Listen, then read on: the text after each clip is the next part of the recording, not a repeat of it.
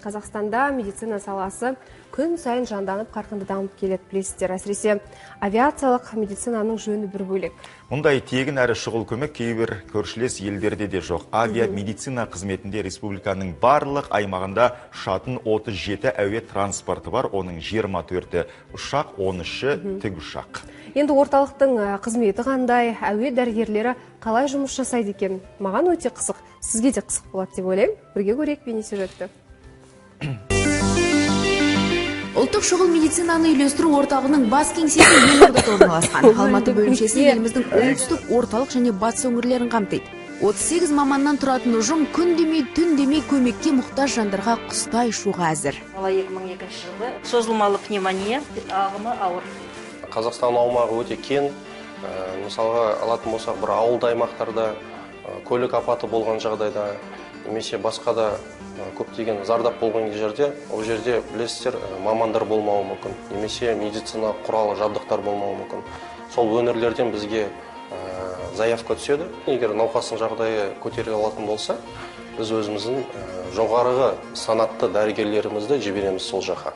Авиациялық орталық 2011 жылы құрылған. Содан бері 20 мыңнан астам медициналық жәрдем көрсетіліпті. Биылдың өзінде әуе транспорты 2330 рет көкке көтеріліп, науқастарға шұғыл көмек берген.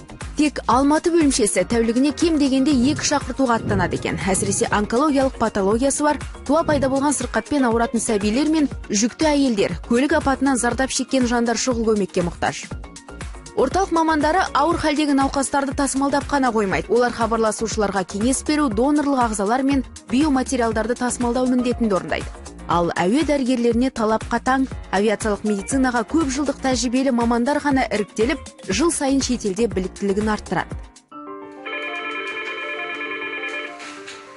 Ұлттық шұғыл медициналық үйлестіру орталығының Алматыдағы өкілеттігі тыңдап тұрсаңыз ба?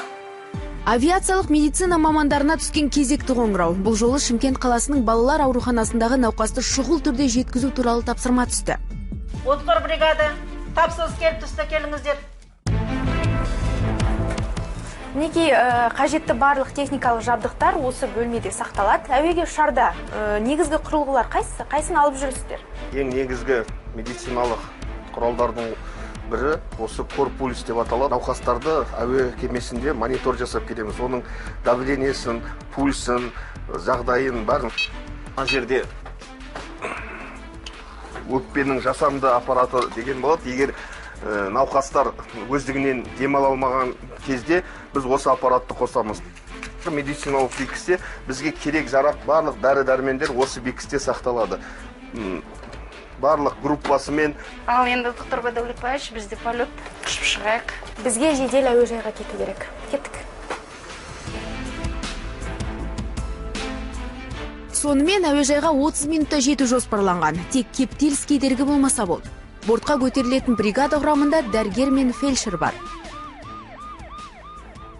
Әрбір полеттің жағдайы әртүрлі ғой, әрбір аурудың жағдайы әртүрлі. Сол аурулардың жанын сақтап қалу үшін әуе кемесінде білесіз, бір ғана кішкене ғана жабық кеңістік көмек көрсететін дәрігер, фельдшер, бір команда.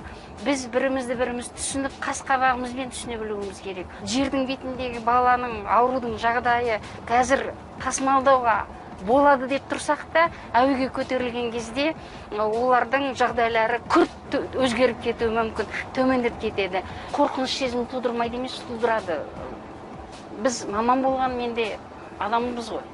Расында да жерде ғана емес, әуеде сырқаты дендеген жанның өмірін сақтап қалу, аман есен қажетті орынға жеткізу үлкен жауапкершілік пен батылдықты қажет етеді. Мінекей ұшақ бортында әуе командирі, екінші ұшқыш және борт серік бар. Бүгін енді Шымкентке ұшасыздар, е? Бұйырса ұшамыз, е. Қанша ұзақтығы қанша? Шымкентке дейін 1 сағат 50 минут, немесе 1-2 сағаттай болады ұшу уақыты. Жалпы науқасты әуеде ұшақпен тасымалдау қаншалықты сізге жауапкершілік? Негізі науқас болмаса да жай адамдар тасу өзі өте жауапты жұмыс. Бірақ науқас болғаннан ол негізі приоритет бойынша бірінші орында тұрады. Сондықтан авиацияда санавиация бірінші орын алады. Неге бізде ұшақтың ішінде 8 адамға арналған орын бар екен, және науқасқа арналған жататын орын. Жалпы ұшпастан бұрын ұшардың алдында қандай дайындық жұмыстарын жүргізесіздер? Қандай дайындық болғанда біз ұшқыштардан сұраймыз, біз қанша сағат ұшамыз, баратын жерімізге диспетчерлік қызметке звондап, міндетті түрде хабарлауымыз керек. Санитарлық тапсырма бойынша ұшып жатырмыз. Баланың жағдайы өте ауыр жағдайда болғаннан кейін бізге көп адамның қажеті болмайды. Себебі бізге әуе кемесінде үздік медициналық көмек көрсету керек болады. Неке карантиндік шектеулерге байланысты және ішкі талаптар мен қауіпсіздікке қатысты біздің түсірілім тобы бірге көкке көтеріле алмайды. Сондықтан бригаданы осы жерден шығарып саламыз.